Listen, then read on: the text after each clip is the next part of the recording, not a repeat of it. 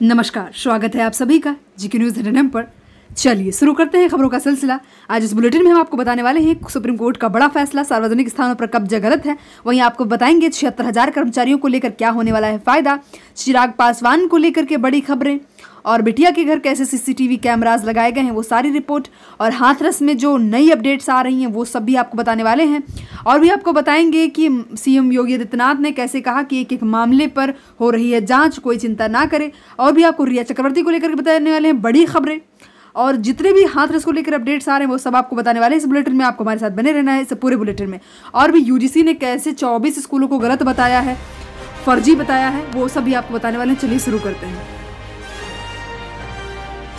पहली बड़ी खबर है एसबीआई खाता धारकों के लिए अच्छी खबर, आपका डेबिट कार्ड बन गया है ज्यादा दमदार।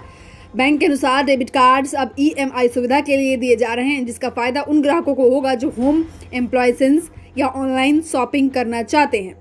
अब एसबीआई डेबिट कार्ड्स हो गए दमदार। खरीदारी के लिए अब बैलेंस होने की चिंता नहीं, ईएमआई में तुरंत कन्वर्ट होंगे शॉपिंग्स। जी हाँ, जानकारों का कहना है कि एसबीआई ने अपने चुनिंदा ग्राहकों के लिए प्री अप्रूव्ड ईएमआई की सुविधा ऑनलाइन शॉपिंग के लिए भी दी है। ग्राहक सबसे popular online shopping platform Flipkart और अमेजन पे भी ये सुविधा का लाभ उठा सकते हैं। जमानत मिलने के बाद भाईखला जेल से रवाना हुई रिया चक्रवर्ती, सामने आया वीडियो। रिया चक्रवर्ती को जमानत मिल गई है, लेकिन ड्रग्स केस में रिया के भाई किशोर चक्रवर्ती, अब्दुलबासित परियार, दीपेश सावंत और सैमुल मिरांडा की जमानत अर्जी को कोर्ट ने खारिज कर दिया है। ये आप देख सकते हैं वीडियो। जी हाँ,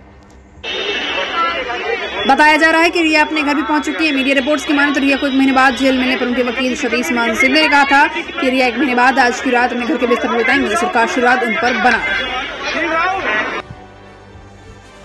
फेस्टिव सीजन में यात्रियों को राहत, रेलवे ने 39 नई ट्रेनें चलाने की दी है मंजूरी। रेलवे मंत्रालय ने बुधवार को जानकारी दी है कि बोर्ड ने विभिन्न जोन्स को 39 जोड़ी नई ट्रेनों को चलाने की मंजूरी दे दी। ये ट्रेनें स्पेशल ट्रेनों के तौर पर जल्द ही चलाई जाएंगी।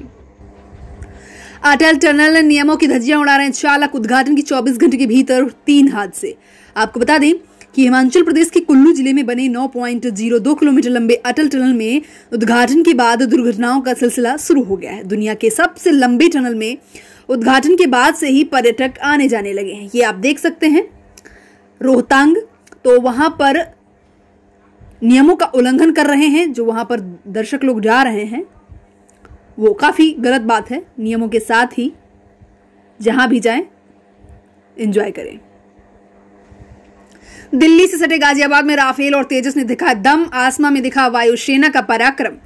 जी हां, आपको बता दें कि नई खोज करो, एकता में रहो और दुश्मन को भयभीत करो।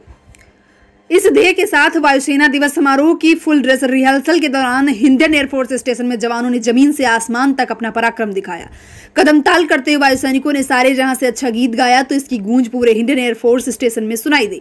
वहीं आकाश में राफेल, तेजस, सुखोई और अन्य लड़ाकू विमानों की दहाड़ ने पूरे विश्व को भारतीय वायुसेना के अदम्य साहस से परिचित कराया।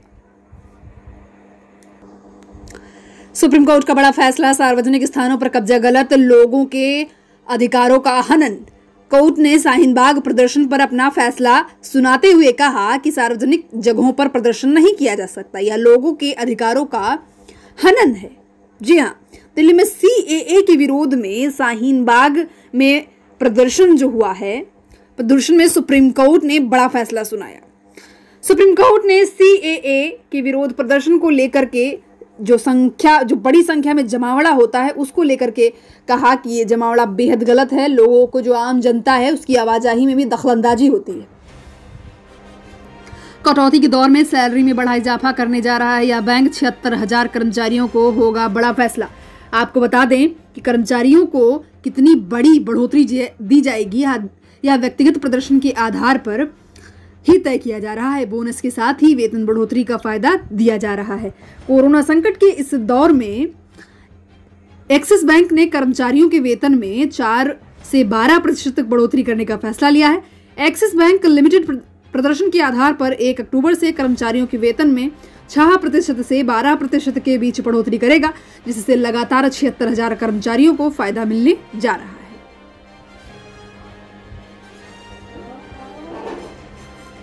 चिराग पासवान को जेडीयू की चुनौती, विधायक श्याम बहादुर ने कहा हिम्मत है तो बड़हरिया से लड़े इलेक्शन।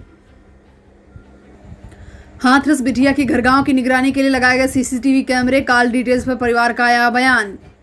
हाथरस केस में एसआईटी को अपनी जांच रिपोर्ट के सौंपने का दिन और समय मिल गया। इसके साथ ही रोजाना इस केस में नए नए खुलासे हो रहे हैं।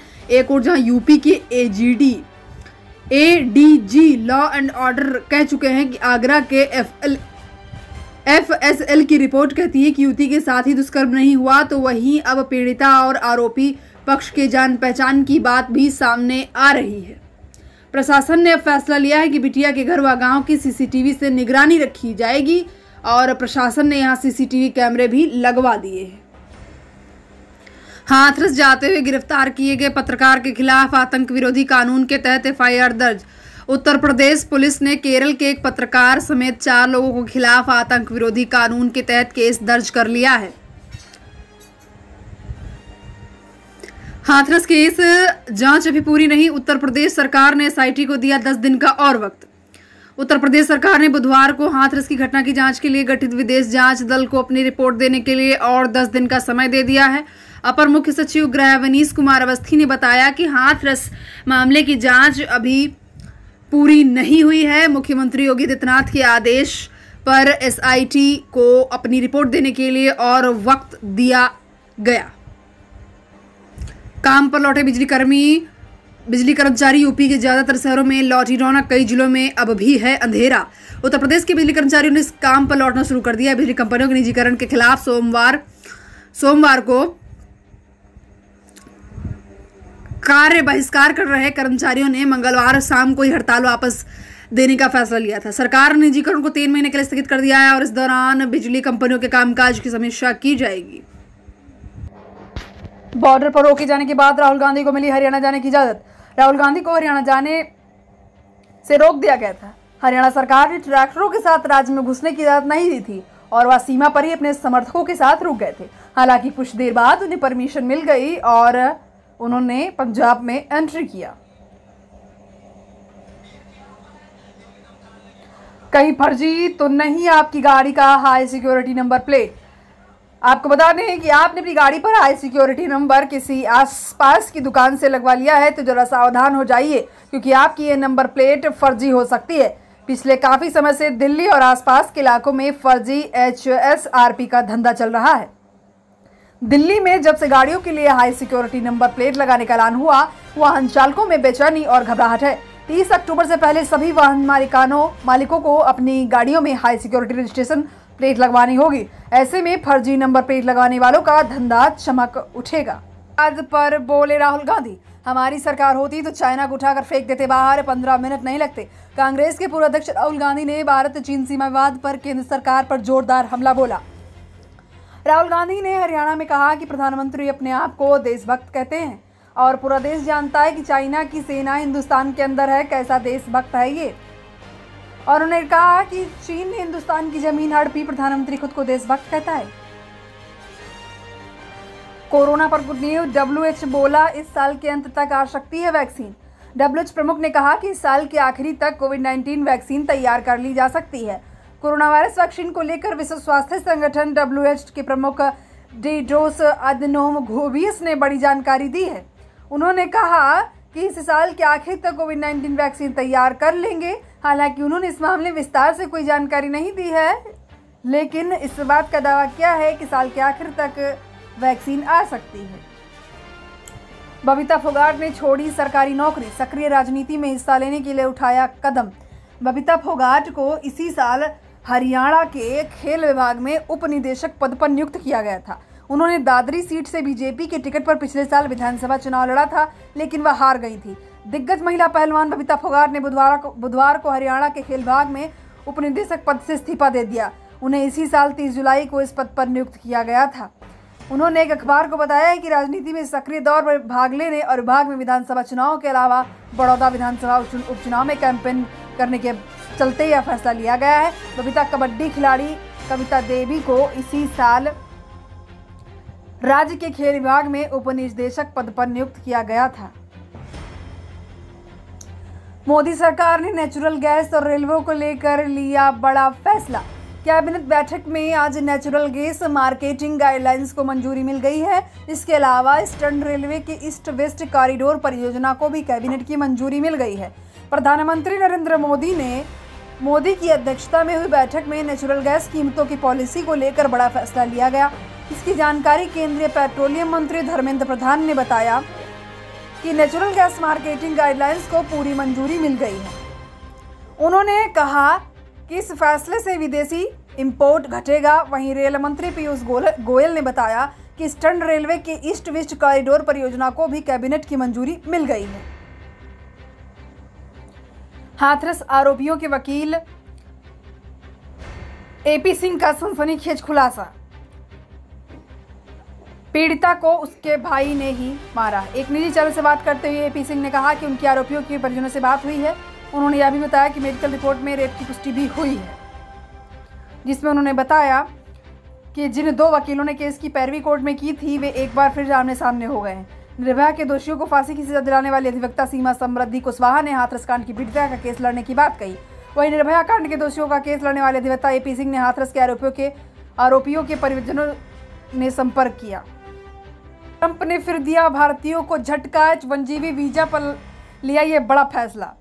अमेरिकी राष्ट्रपति चुनाव से पूर्व डोनाल्ड ट्रंप ने H1B वीजा को लेकर एक आदेश जारी कर दिया, जिसे भारतीयों के लिए बड़ा झटका माना जा रहा है। ट्रंप प्रशासन ने दूसरे देशों के कुशल श्रमिकों के लिए जाने वाले वीजा की संख्या घटाने का फैसला लिया है। सरकार का कहना है कि कदम अमेरिकियों के हितों की रक्षा के लिए उठाया गया है, जिन्हें कोरोना महामारी के चलते आर्थिक मोर्चे पर नुकसान उठाना पड़ा है। अधिकारियों के मुताबिक H1B नॉन इमिग्रेंट के कारण 5 लाख से अधिक अमेरिकियों को अपनी नौकरी से हाथ धोना पड़ा। अमेरिका में 3 नवंबर को राष्ट्रपति चुनाव होने हैं। ऐसे में ट्रंप के इस फैसले को वोटरों को लुभाने के प्रयास में देखा जा रहा है।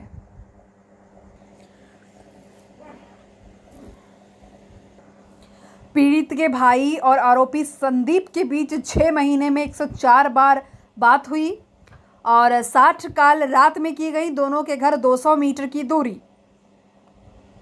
हाथरस में 19 साल की लड़की के साथ कथित गैंगरेप, मौत के बाद आधी रात में जबरन अंतिम संस्कार को लेकर देश भर में गुस्सा छाया हुआ है।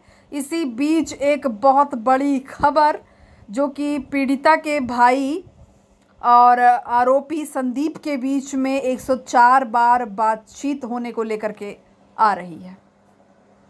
पूरी का ठेला देख कृषि मंत्री ने रुकवाया काफिला, कहा जी ललचाए रहा न जाए। आपको बता दें कि पानीपुरी दिख जाए और किसी के मुंह में पानी ना आए, या तो असंभव ही नहीं है। आज रौन से भिंड जाते समय ग्राम धौनचरा पर रुककर पानीपुरी का आनंद लिया।